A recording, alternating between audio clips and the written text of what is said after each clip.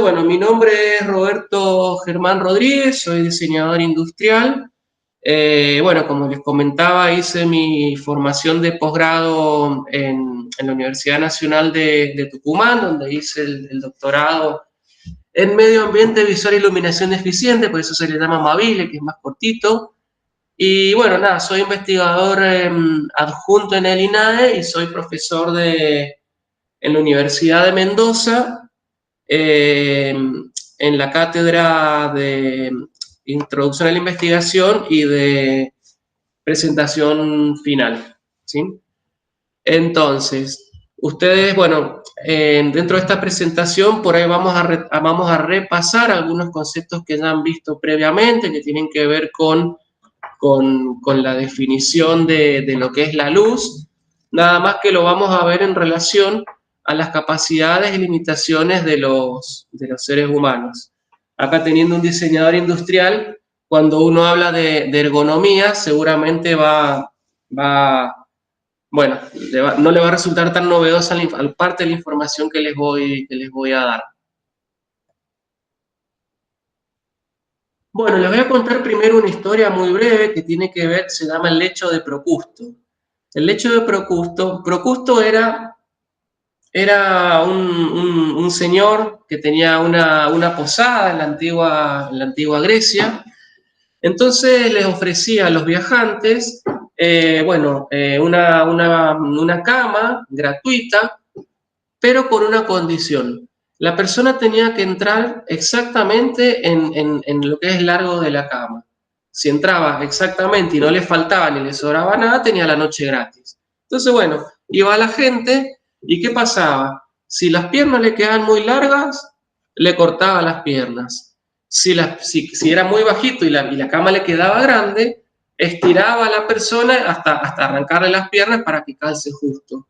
Y este concepto, fíjense que tiene que ver con una cuestión de ergonomía que se da, que es la antropometría, que es una parte de la ergonomía que quizás es la más conocida, que tiene que ver con adecuar el entorno físico a las dimensiones humanas, ¿sí? Entonces, ¿cuál es el error, digamos, conceptual acá? Que no debería ser que las personas se adapten a las cosas, sino que las cosas se adapten a las personas. Entonces, el mito de Procusto, siempre se usa como introducción cuando uno va a hablar de ergonomía, ¿sí? Nosotros vamos a hablar de ergonomía, nada más que vamos a hablar desde el punto de vista de la luz y de la visión.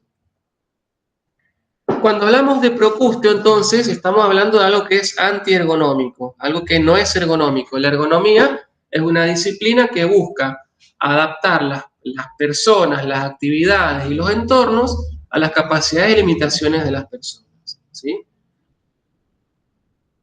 Y así como podemos hablar de algo de lo procústeo en relación a las dimensiones humanas, también podríamos llegar a imaginar que puede haber una iluminación procústea, una iluminación no ergonómica, una iluminación no adaptada a las capacidades y limitaciones de las personas.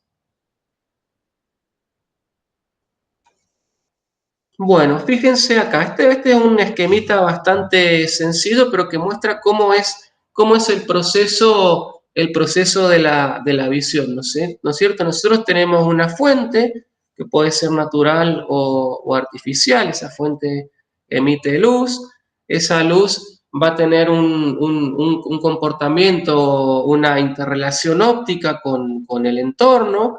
Una parte se va a transmitir, una parte se va a reflejar, una parte se va a absorber. Esto es óptica básica, ¿no? Parte de esa luz que se refleja en los objetos llega al sistema visual y se produce el fenómeno de la visión. Sin luz no hay visión. Una cosa es la sensación, que es cuando esa luz se convierte en un impulso eléctrico que viaja por el nervio óptico al cerebro, a la corteza visual, y es ahí donde se integra el fenómeno de la visión, que es la percepción visual. O sea, sensación no es lo mismo que percepción. Entonces, fíjense acá, conceptualmente, si nosotros hablamos de iluminación, nosotros por ahí nos estamos centrando en la fuente de luz. Si nosotros hablamos de entorno luminoso, ahí estaríamos incorporando lo que es la fuente de luz y su interrelación con el medio, ¿sí? Estas relaciones ópticas que se producen. Ahora, si nosotros hablamos de ambiente visual, estamos incorporando tanto a la fuente como al entorno, como a la persona. Entonces, la ergonomía, que es lo que nosotros estamos hablando, o factor humano, eso depende, digamos, hay una escuela europea y una escuela norteamericana.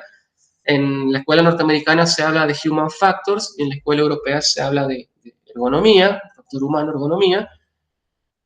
Es ahí donde estamos incorporando tanto a la persona como al entorno, como a la fuente. Y la ergonomía tiene, digamos, dos características que son básicas. Una que es sistémica, o sea que toma todos los elementos de un sistema persona, máquina, ambiente, tarea, y antropocéntrica, o sea que dentro de ese sistema el elemento más importante es la persona, porque la idea de aplicar la ergonomía, ya sea para el diseño de productos, para el diseño de mensajes, para el diseño de ambientes, para el diseño de trabajos, es que la capacidad de adaptación que tenemos los seres humanos no se vea superada, que las cosas de los entornos y las actividades se adapten a nuestras capacidades y limitaciones, y preferencias también, si queremos decirlo, ¿sí? Entonces, nosotros conceptualmente vamos a hablar de ambiente visual, ¿sí?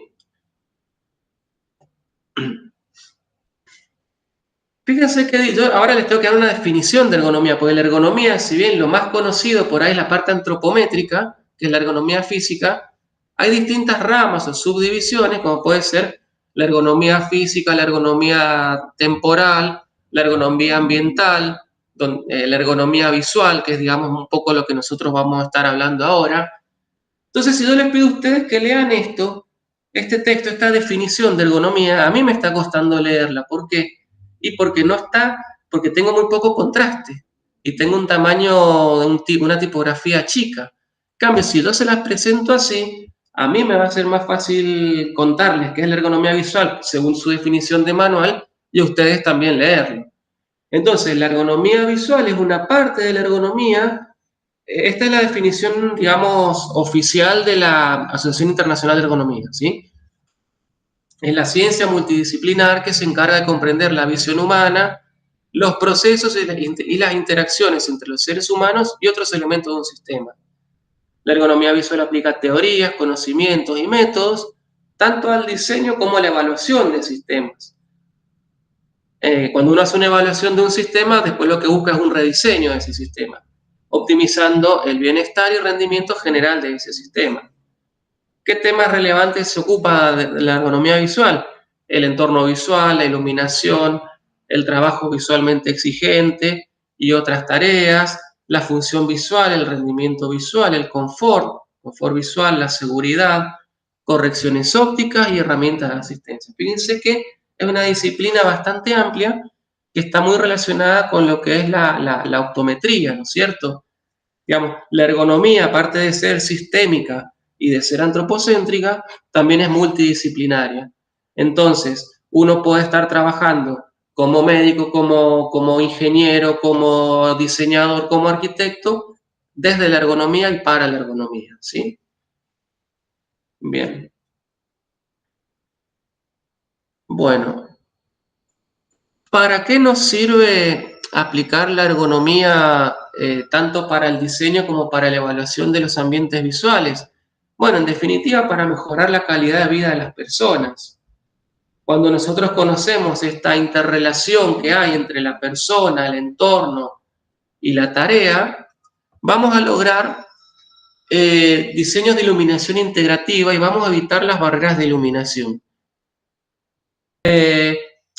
Tiene que ver con que han habido como etapas o distintos, sí, podríamos llamarle etapas o estadías dentro de lo que es la luminotecnia. Quizás en sus orígenes, sobre todo con el advenimiento de la iluminación artificial, principios del siglo XX, ahí se realizaron un montón de avances en lo que es la luminotecnia y ahí nació la luminotecnia. Y el estudio de la luz y la visión como una disciplina. En esa primera etapa, más que nada, estaba orientado los esfuerzos a lograr desempeño visual, a lograr que la gente realice una tarea.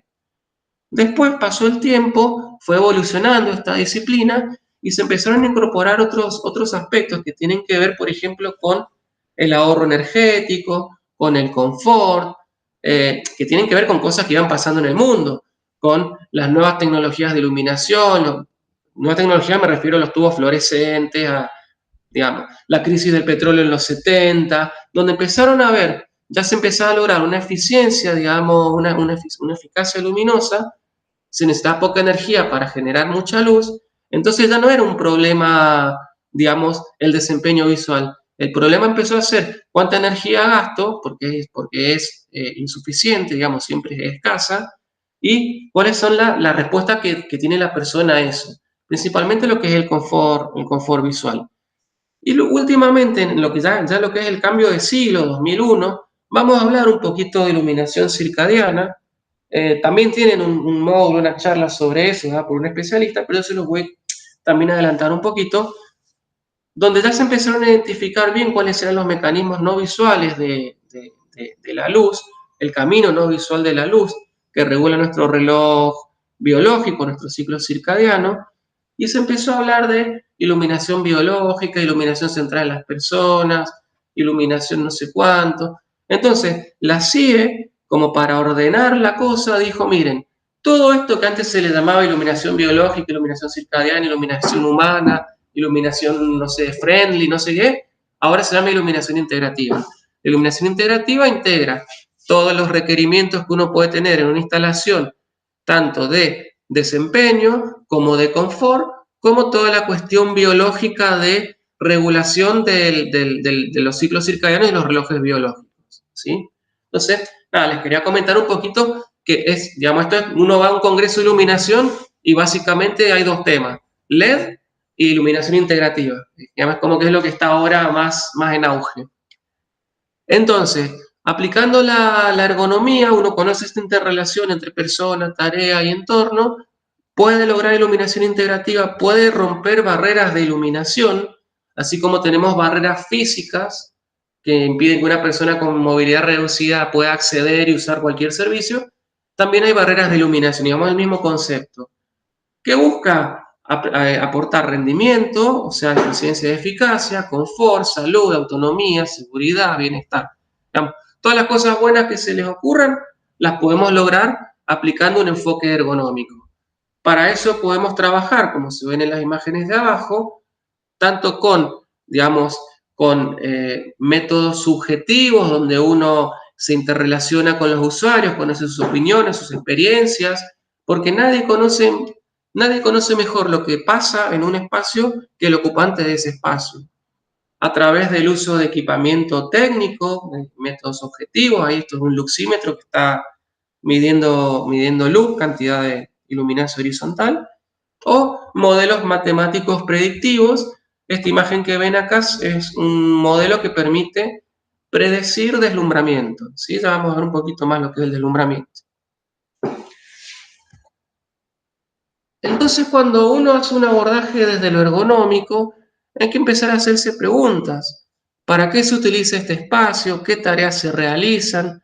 ¿Cuáles son las exigencias? Estas exigencias o estas demandas que impone la actividad involucran la visión central o donde tenemos visión de detalle y de color o la visión periférica. ¿Cuáles son las características físicas, las características fotométricas de estos estímulos que nos interesan? ¿Quiénes son las personas que usan este espacio? ¿Quiénes son en el sentido de cuáles son sus capacidades que están relacionadas quizás, por ejemplo, con la edad? No es lo mismo el sistema visual de una persona de 25 años que el sistema visual de una persona de 40 y el sistema visual de una persona de 70. Entonces, poder ajustar a las características específicas de cada sistema visual es, digamos, una cuestión bastante importante y que se está tomando quizás ya en algunas normativas, por ejemplo, en la normativa europea, también vamos a ver un poquito más de eso. Entonces, a eso me refiero con quiénes usan ese espacio, cuáles son sus capacidades y limitaciones acorde a sus, por ejemplo, su edad.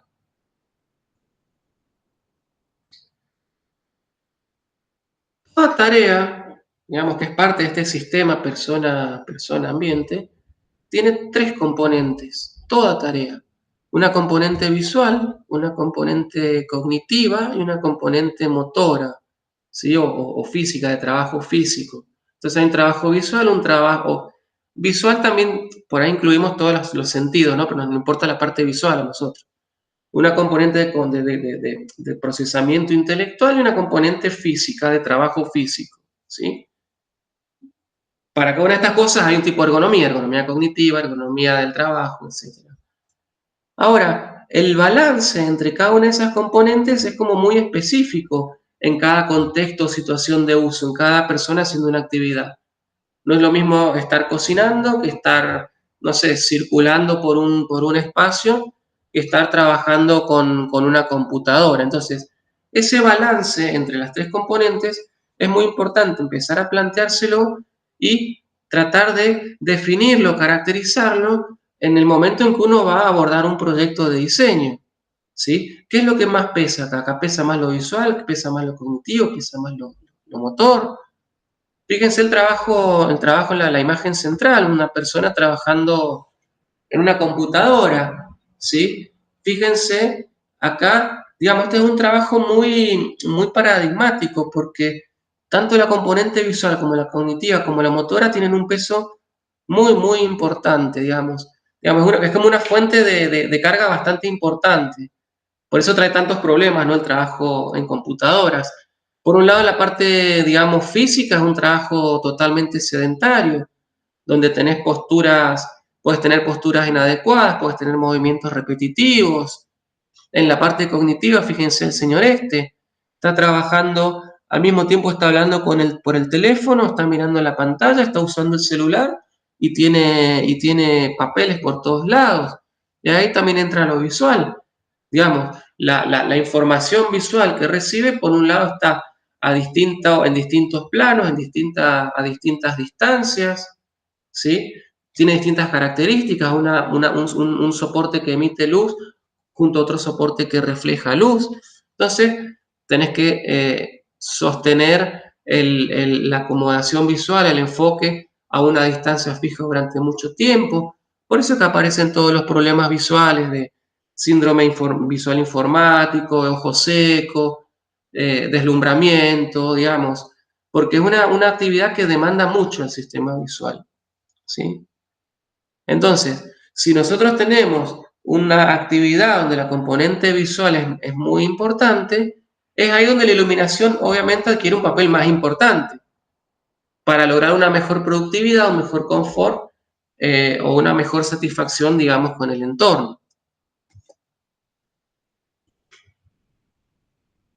Fíjense esta imagen, y no sé si alguien me la quiere describir.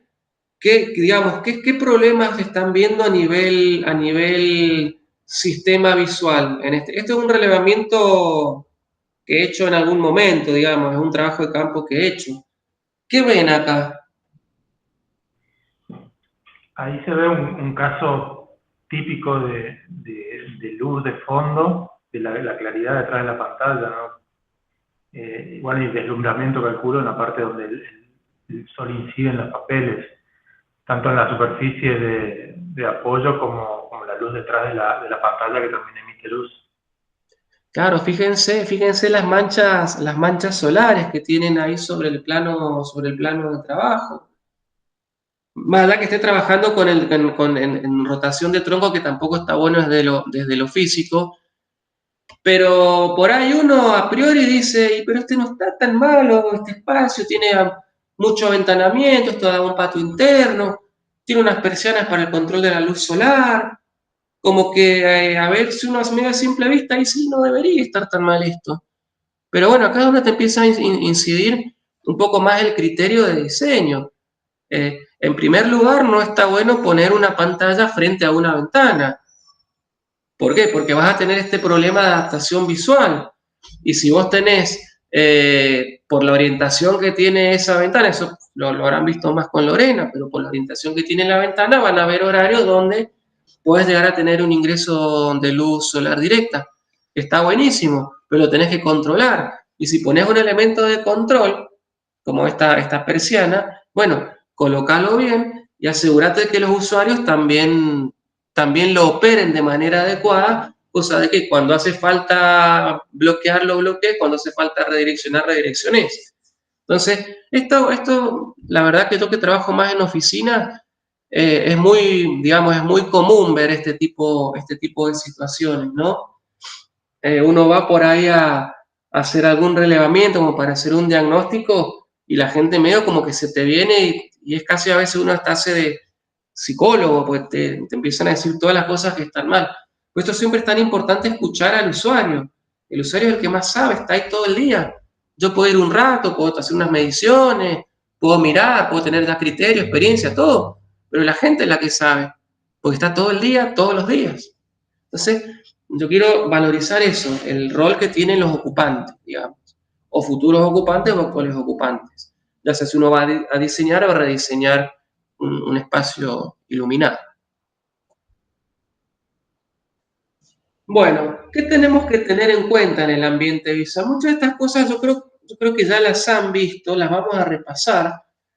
El contenido espectral de la luz, cuáles son el índice de, digamos, la capacidad que tiene la fuente de reproducir colores, cuál es la capacidad que tiene el ocupante de controlar ese entorno luminoso, cómo incorporamos, integramos exitosamente la luz natural, con todas las ventajas que tienen, si estas fuentes tienen algún tipo de centelleo, flicker, parpadeo, las iluminancias, los niveles de luz, los niveles que uno tiene, si se distribuyen de manera uniforme, el deslumbramiento, que básicamente se debe a un tema de luminancia, ya vamos a repasar un poquito eso, el modelado, qué capacidad tiene este diseño de iluminación de reproducir formas, volúmenes, de discriminar rostros, por ejemplo, objetos. Eso por ahí es importante, no sé, en la parte de iluminación de museos, por ejemplo, el modelado es súper importante. Quizás en una oficina no tanto, entonces cada uno de estos elementos va a tener un peso más importante según el contexto de aplicación. ¿Cuáles son las características de la tarea visual? ¿Cuáles son las características del sistema visual, por ejemplo, de la edad? O si hay personas que tienen alguna disminución en la visión, el tema del confort visual, el tema circadiano, cómo el entorno luminoso, vieron que ahora se habla de la generación de interiores, la indoor generation, porque pasamos mucho tiempo adentro, despacio, ya no estamos en contacto con la naturaleza y con esa variabilidad natural que tiene la luz a lo largo del día y que sirve para regular nuestro reloj biológico. Entonces, esto es muy importante y bueno, se está empezando a trabajar y a tener en cuenta también esto. Bueno, ya sabemos a esta altura que la luz es una radiación electromagnética eh, digamos, que tiene esta dualidad de onda-corpúsculo, que es parte de un espectro electromagnético, es un pedacito del espectro electromagnético, son ondas eléctricas y magnéticas que se propagan en ondas. Es un pedacito que está aproximadamente entre los 400 y los 700 nanómetros. Cada longitud de onda digamos, produce una sensación de color diferente. Fíjense que es muy, muy, muy chiquitita, digamos, dentro de lo que es el espectro electromagnético, la parte visual. Este es el sistema visual humano. Distintos animales tienen el sistema visual, digamos, corrido. Por ahí hay animales que ven un poquito más de infrarrojo, algunos que ven un poquito de ultravioleta. Este es el nuestro. Nosotros evolucionamos y desarrollamos un sistema visual dentro de este rango, ¿no es cierto? Esta curva ya la deben conocer, la función B de lambda, es la respuesta espectral del sistema visual humano. ¿Qué quiere decir esto? Bueno, ahí estamos viendo una curva roja y una curva azul, donde hay un pico. Ese pico es la máxima sensibilidad espectral, que está en los 555 nanómetros. Para yendo a los extremos va bajando, es decir, que tenemos menos sensibilidad a los rojos y menos sensibilidad a los azules, ¿sí? Entonces, hay dos curvas. Una curva es para las condiciones fotópicas, que es cuando uno tiene buenos niveles de iluminación, una condición diurna, y hay una curva azul que está justamente con el pico en los azules, que es la curva escotópica, ¿sí? La visión donde trabajan, en la fotópica trabajan los conos, en la escotópica trabajan los bastones, ¿sí? Eso lo han visto, ¿no es cierto? No, ¿No? Ah, entonces no sé si voy muy rápido, pero se entiende, ¿no? Digamos, no percibimos, digamos, no tenemos la misma sensibilidad a los igual en todo el espectro visible. Ahora vamos a ver un poquito más de cómo es el ojo y todo, y lo van a entender un poquito más, ¿no? Pero nosotros tenemos como dos condiciones básicas operativas del sistema visual. Uno con mucha luz y uno con poca luz. Y entre medio hay infinitas curvas, que son las condiciones mesópicas o mesotópicas, ¿sí? Que son como más difíciles de calcular. En la práctica uno busca y está en lo fotópico, digamos, que es donde tenemos la capacidad visual máxima. Otro mini super repaso, magnitudes fotométricas básicas, flujo luminoso, intensidad luminosa, iluminancia. Para hacerlo muy rápido y muy sintético y muy gráfico, el flujo luminoso es la cantidad es la luz que emite una fuente en todas direcciones, se mide en lumen. Si nosotros de todas esas múltiples direcciones tomamos una sola y que ocupa una dirección, digamos, que ocupa en la dirección de un estereoradián, un estereoradián es un grado hecho cono, ¿sí? Eso es un estereoradián. Entonces, de todo ese flujo luminoso tomamos una dirección de un estereoradián, tenemos intensidad luminosa que se mide en candela, que se define como la luz que emite una vela de ciertas características, pues se llama candela. Ahora, si nosotros tomamos esa intensidad luminosa que impacta en una superficie, ¿sí? Ahí lo que tenemos es la iluminancia, que se mide en lux, que esa es la magnitud que es más familiar a nivel proyecto. ¿Por qué? Porque es lo que las normas y la legislación te piden que tengas. Vos tenés que tener en el plano de trabajo tantos lux para esta actividad o para este tipo de local. Eso ya lo vamos a ver. Entonces, esa intensidad luminosa que impacta en una superficie son los lux. Fíjense que la iluminancia depende de la distancia que hay entre la fuente y la superficie. Entonces, mientras más lejos estás, vas a tener en la superficie donde impacta menos luz. Que eso se divide a la mitad, la intensidad luminosa es baja a la mitad con el cuadrado de la distancia, ¿sí? Se llama la ley del cuadrado de la distancia eso. Pero en la práctica, mientras más lejos está la fuente, menos luz te va a llegar, ¿sí? Ahora, esa luz que sale de una fuente, que llega a una superficie, que se refleja y efectivamente llega al ojo, al sistema visual, es la luminancia, ¿sí? La luminancia se mide en candelas por metro cuadrado y perceptualmente la podemos asociar a los brillos.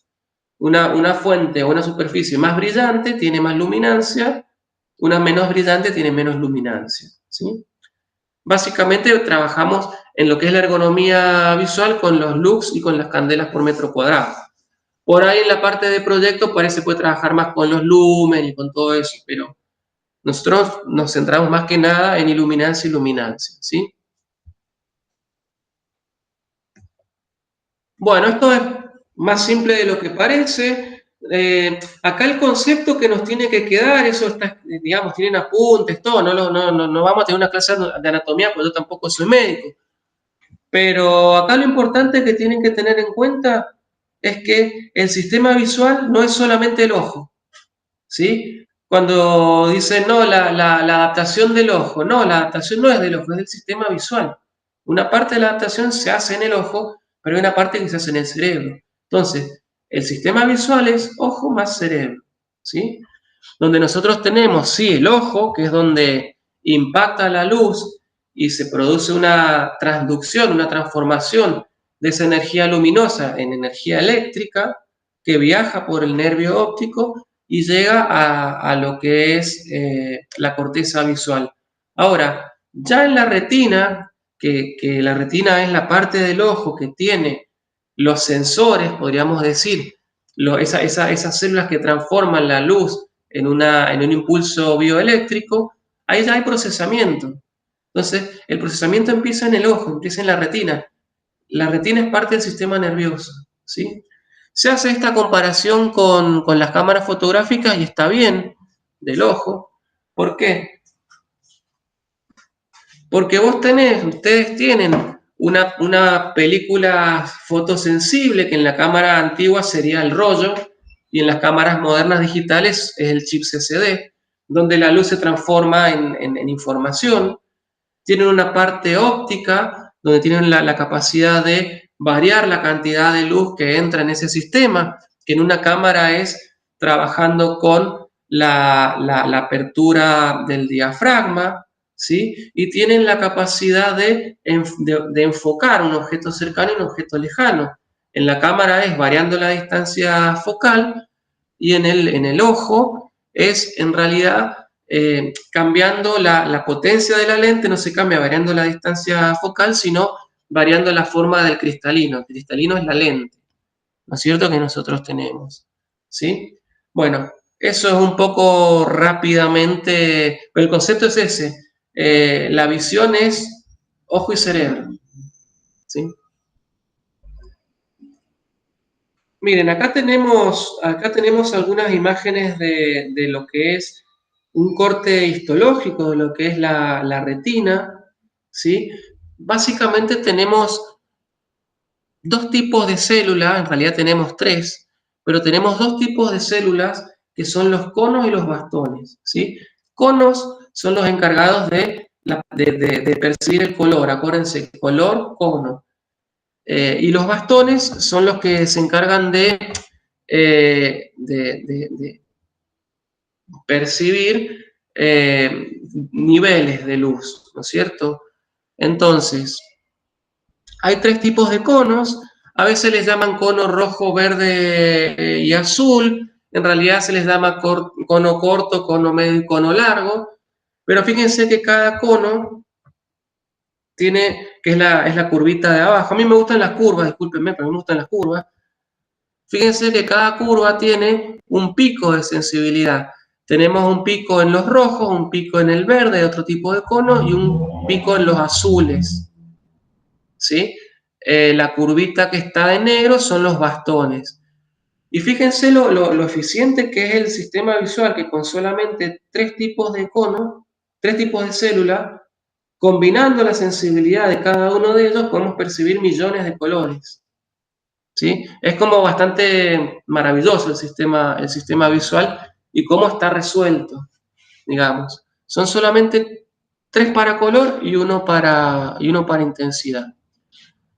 La retina no son solamente conos y bastones, tenemos otros tipos de células, que ahora no vamos a entrar en detalles, pero quiero que sepan que desde el cono hasta los otros tipos de células que empiezan el camino no visual, ahí es donde ya se empieza a procesar. Por ejemplo, las células bipolares lo que hacen es resaltar los contrastes, ¿sí? Dentro de las células ganglionares hay un tipo específico que son las que tienen la respuesta no visual, ¿sí? Que se han identificado en el año 2001-2002. Bueno, entonces, y fíjense qué curioso que, no sé si alcanzan a ver las formas, son realmente conos y bastones, ¿sí? Uy, aguántenme que tengo que enchufar la compu, me voy a quedar sin batería.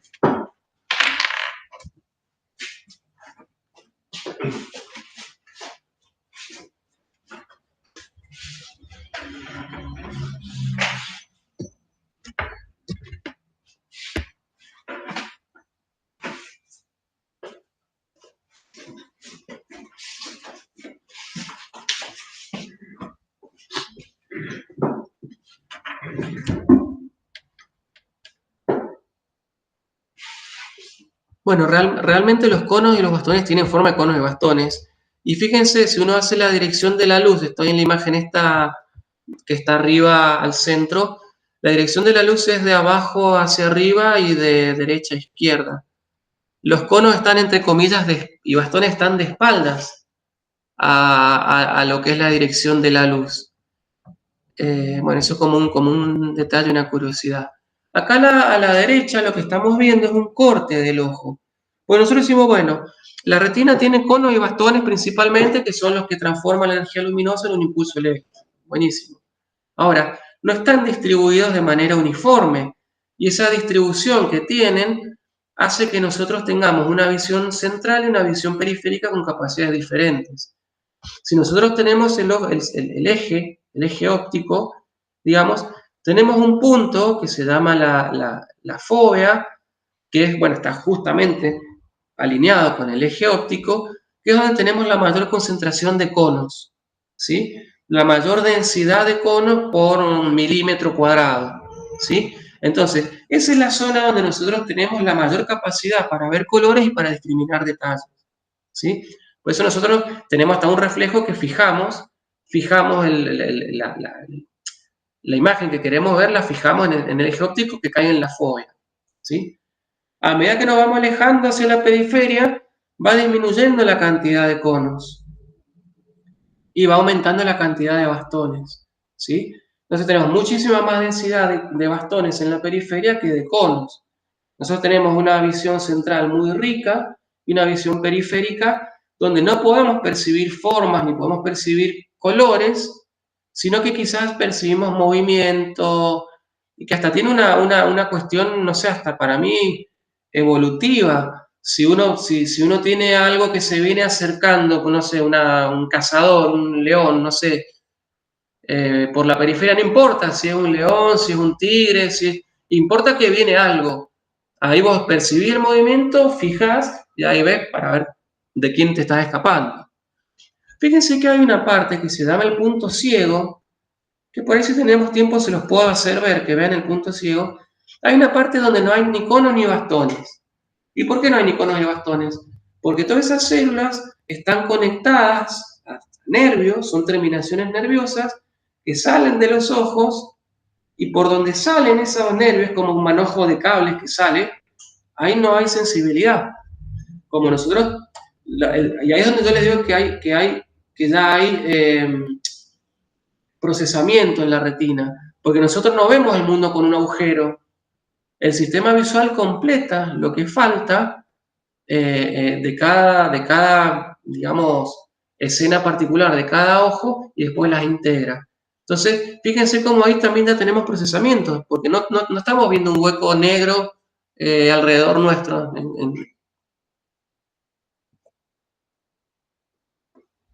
Esta distribución de conos y bastones nos va a determinar a dónde nosotros podemos poner los estímulos y qué tipo de estímulos podemos poner. Tenemos un sistema visual que es binocular, un campo visual que abarca aproximadamente 180 grados, ¿sí? En la horizontal. En la vertical tenemos 130 grados, un poquito más chico en la parte superior que en la inferior. Y fíjense por qué tenemos menos campo visual en la parte superior. Porque, digamos, nosotros evolucionamos con el sol como único iluminante, o sea, luz que viene de arriba. Entonces nosotros tenemos más protección a la luz de arriba que abajo, nuestro campo visual. Por eso, la luz que viene de la parte baja de nuestro campo visual nos produce más deslumbramiento. Por ejemplo, cuando uno va, no sé, a la playa, a la nieve, qué sé yo, que te pega un montón. ¿Por qué? Porque no tenemos tanta protección, porque supuestamente la luz viene de arriba, no de abajo. ¿Sí? Entonces, esta distribución que yo les conté de los conos, los bastones, nos va a determinar zonas específicas para que haya lectura, o sea, discriminación fina de detalles, ¿sí? Que es de 3 a 5 grados. Lectura, que son 10 grados de cada lado. Reconocer iconos, símbolos, 20 para cada lado.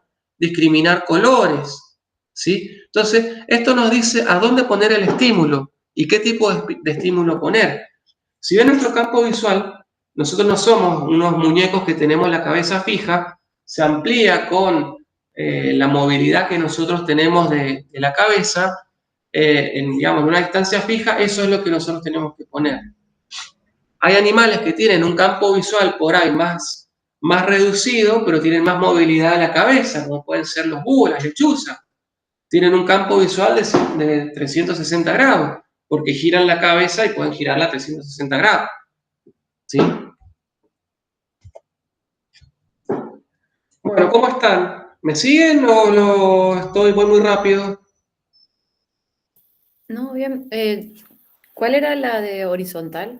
La cantidad de grados, perdón. Horizontal tenemos en total 180 Ah, ahí lo vi. con la cabeza fija. Sí, sí, Por sí. eso ustedes van a ver, yo les mostré una foto de un método de predicción de deslumbramiento que había una imagen ojo de pez. Las imágenes ojo de pez se usan porque imitan el campo visual humano, porque tienen 180 grados. ¿Sí? Con una lente especial, ojo de pez, que te abarca todo el campo visual. Entonces, nuestro sistema visual puede funcionar en un rango muy amplio de luminancias.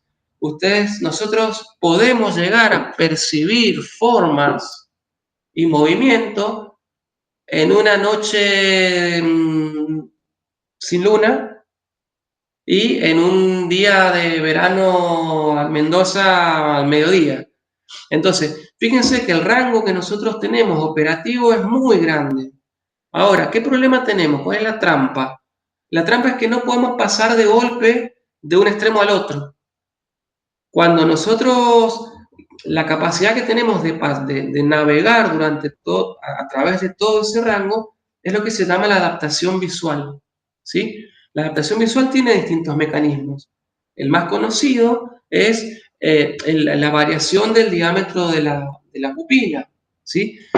Uno lo ve, o sea, físicamente vos ves, el médico lo ve, digamos, una prueba neurológica, te pone una luz y ves si se te dilata si se te achica la pupila.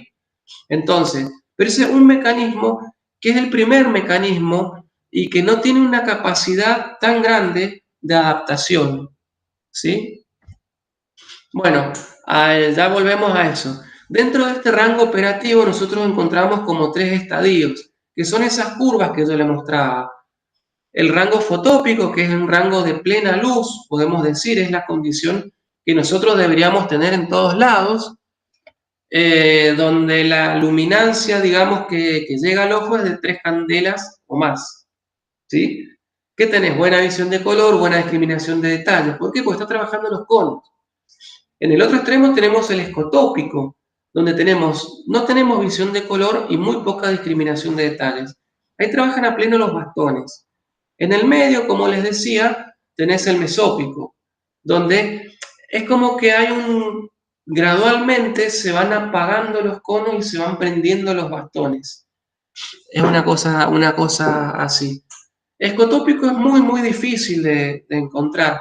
Por ejemplo, lo que es conducción nocturna y todo eso, eso es mesópico. Eso es mesópico. Lo mismo que iluminación, no sé, por ejemplo, peatonal de noche, todo eso, el sistema visual trabaja en el mesópico. El escotópico realmente, incluso adaptado, no, tenés muy poca visión. Ahora, tenemos como 12 escalones o 12 unidades logarítmicas de adaptación, pero como les decía, podemos ir de a saltitos, que son de 2 a 3 unidades logarítmicas, o sea, de 2 a 3 escalones podemos subir esa escalera. Cuando nuestra capacidad de adaptación se ve superada, nos deslumbramos, ¿sí? Aparece el deslumbramiento. La adaptación visual puede pasar de dos direcciones. Cuando pasás de un lugar iluminado a uno oscuro o de un oscuro a uno iluminado. Entonces, de la oscuridad a la luz es rápida la adaptación, de la luz a la oscuridad es más lento. ¿Sí? Es un proceso que puede llegar a demandar hasta unos 30 minutos. Hay trabajos donde es importante estar adaptado a la oscuridad y hay estrategias que son necesarias tomar para que esa persona que necesita estar adaptada a la oscuridad siga adaptada a la oscuridad. Estoy pensando, por ejemplo, en un astrónomo que hace observación nocturna en un telescopio. Eh, por ejemplo, o un submarino. Fíjense en las películas, los submarinos, ¿con qué luz están iluminados? Con luz roja. ¿Por qué con luz roja? Y porque como nuestro sistema visual en estas condiciones hay un corrimiento de la sensibilidad al azul, entonces tenés poca sensibilidad al rojo. Si tenés poca sensibilidad al rojo, no te desadaptás. Eso mismo hacen los astrónomos, se iluminan con luz roja. Por ejemplo, Entonces hay situaciones, yo siempre, por ahí uno va al médico por las ecografías, qué sé yo, bueno, iba a acompañar a mi esposa, y el hombre me decía, no necesito estar oscuro, pues necesito ver bien. Entonces, bueno, hay muchos ejemplos. Adaptación visual. Entonces, el mecanismo que más se conoce es la variación del diámetro de la pupila, que es rápido, pero tiene un alcance bastante limitado. Hay otro ajuste que se llama, que es un ajuste neuronal, que es el ajuste de ganancia. Es muy rápido y te cubre digamos, un rango un poquito mayor. Es como que aumenta la sensibilidad de los receptores. ¿Sí? Es como una cuestión hasta, no sé, como de electrónica, como que vos le metés un amplificador. ¿Sí? Y el mecanismo más importante, que es el fotoquímico, que es cuando el paso del régimen de los conos a los bastones, que puede demorar minutos, pero te cubre todo el rango completo de luminancias. Por eso es tan difícil cuando vos te adaptas a la oscuridad y te sometes a una luz, digamos, mayor, después te desadaptás y te tenés que volver a adaptar. Porque es fotoquímico eso, digamos. Es como que no sé si entrarles en detalle, pero imagínense que hay, digamos, los conos de los bastones básicamente son vitamina A. ¿Vieron que dicen que la zanahoria es buena para la vista? Es buena para la vista porque tienen vitamina A. Y el compuesto que se degrada cuando es impactada por la luz es vitamina A. Entonces, al producirse esa degradación de esos fotopigmentos que se llaman, se produce un diferencial eléctrico y ese es el que se transmite al cerebro. Entonces, cuando vos te sometés a la luz, se rompe esa molécula. Entonces se tiene que volver a regenerar. Por eso es lenta la cosa, ¿sí? Se lo dice muy simple. Pero bueno, lo que es importante es que tienen que comer vitamina. De hecho, la falta de vitamina A produce ceguera temporal. Sigamos. Uf. Bueno, acá tienen el mecanismo, digamos, en la parte mecánica, la variación del diámetro de la pupila. Acá un poco lo que yo les iba comentando, se ve en esta curva como a medida que uno pasa tiempo en la oscuridad, que es el eje de abajo, quiénes son los receptores activos y cómo va variando la sensibilidad de los fotorreceptores, de los conos y los bastones. Entonces, la sensibilidad de los conos va aumentando hasta que llega a un límite, y en ese límite es donde empiezan a trabajar los bastones, ¿sí? Y lleva tiempo, 20, 30 minutos, hasta que los bastones alcanzan su máxima sensibilidad. Esto a mí me llamó la atención y siempre lo pongo como ejemplo, por ahí también se ve un público de arquitectos. Yo no sé nada de arquitectura, pero cuando fui a Brasilia, a la catedral de Oscar Niemeyer, qué sé yo, me impactó mucho la catedral, porque vos para entrar a la catedral, vos entrás por un túnel que es relativamente largo, y en ese túnel hay como que empieza a haber una adaptación a la oscuridad, ¿no es cierto? Y cuando salís, digamos, todo ese entorno de los vitrales y del vidrio, es como que te impacta aún todavía más, porque ya empezaste, vos pasás de un espacio, una transición, luz, oscuridad, luz de vuelta. Y si la idea digamos, yo entiendo que la idea de la arquitectura religiosa y todo, tiene que ver con causar sensaciones y causar un impacto. El impacto que causa la luz acá, bueno, a mí me llegó, digamos.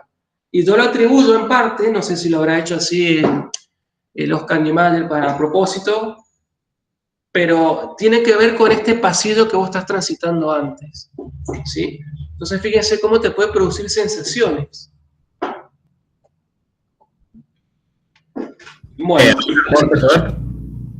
¿Sí? Eso en realidad, según lo que se dice, es porque transitas la parte de culpa, por así decirlo, de pecado, para después llegar a la luz. Ah, mirá.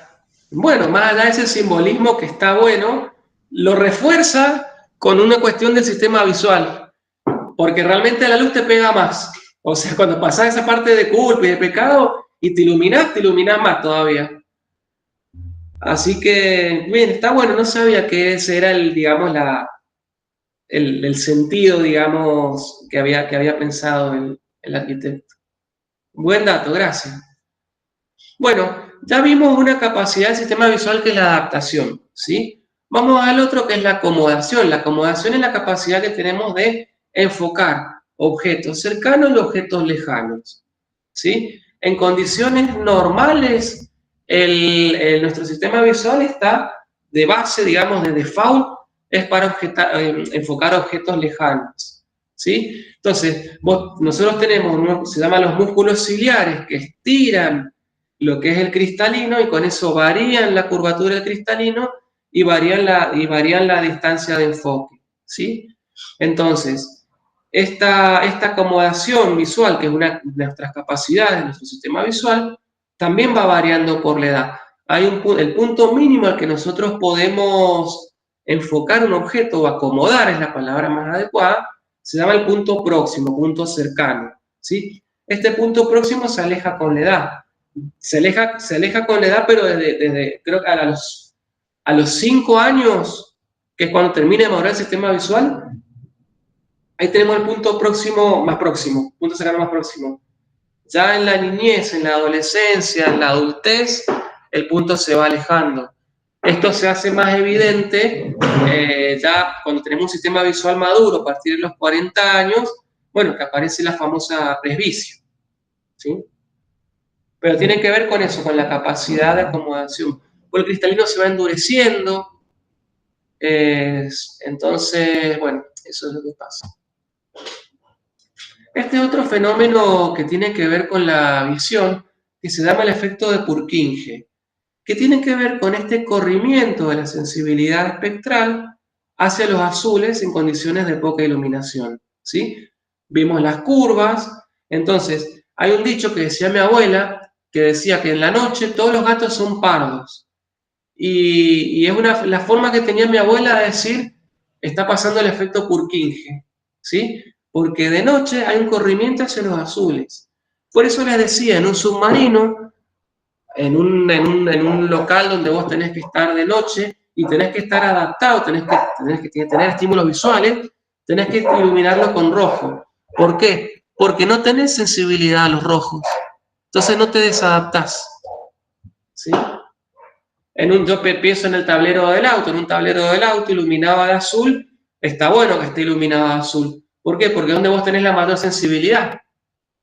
En vez de iluminarlo de rojo, de blanco, ¿sí? Y aparte del azul, lo que te permite, si vos te exponés al azul en la noche, estás colaborando que haya supresión de melatonina. Si hay supresión de melatonina, te ayuda a mantenerte alerta. Entonces, si yo quiero estar despierto en la ruta y quiero ver los números que me dice el tablero, es mejor que sea azul a que sea de rojo, que sea de verde o que sea de blanco, ¿sí? Bueno, otra capacidad que tenemos que tener en cuenta es, bueno, el daltonismo, o sea, las distintas capacidades que hay para percibir colores, ¿sí? Es un defecto principalmente genético que al estar atado al cromosoma X,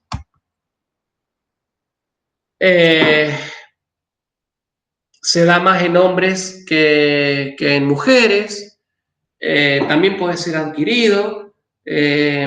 Bueno, es un problema de la vida diaria, ¿no es cierto?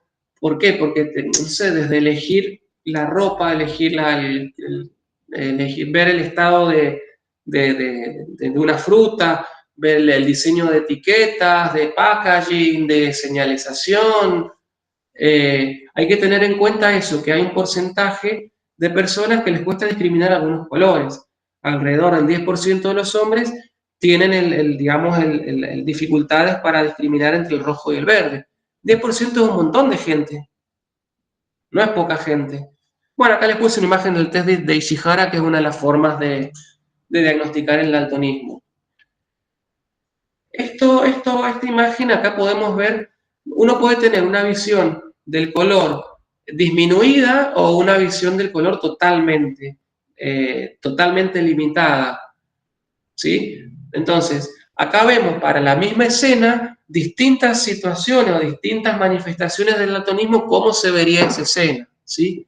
Entre los que tienen anomalías en la percepción de color, que son los protanómalos, deuteronómalos, tritanómalos, a los que realmente les falta un cono. Entonces, le falta un cono, ya está, no sirve. Entonces, ahí es donde tenemos los protanos, deuteranos. No se van a acordar estas palabras, pero yo tampoco me las acuerdo. Pero sepan que hay distintos grados, ¿sí? Hay casos donde se llama cromatopsia, donde directamente no tenés o no te funcionan los conos. Hay un caso, hay una situación que es hipotética y que todavía no se ha terminado de comprobar, que tiene que ver porque nuestra visión es tricrómata. Tenemos 3 tipos de cono. Ahora, hipotéticamente se pueden tener 4 tipos de conos. Las mujeres pueden tener 4 tipos de conos, ¿sí? 2 conos de rojo. Entonces aparentemente hay publicado que hay un par de casos de personas que tienen activos 4 tipos de conos. Y lo que se está investigando es si eso te hace tener una mejor percepción del color o no, ¿sí? Hay 2 casos identificados. Lo leí hace poquito. Es la cuatricromía.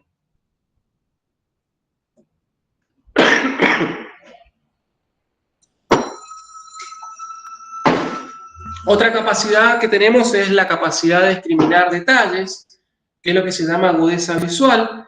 Todos en algún momento o hemos pasado o vamos a pasar por un oculista, por un oftalmólogo, y vamos a pasar por algún test de agudeza como el más conocido, que es el test de Snellen, ¿no es cierto? Entonces, bueno, fíjense que acá lo que tenemos son los optotipos, que se llaman los estímulos, que son de distinto tamaño, el tamaño se va achicando y uno tiene que ir leyendo por líneas. ¿Qué significa esto de 20, 200, 20, 100?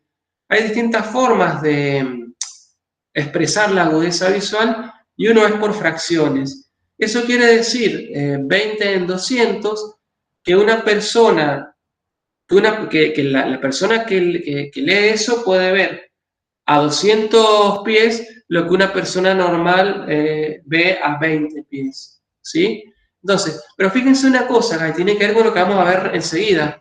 No solamente te influye el tamaño del estímulo, sino también te influye el contraste figura-fondo.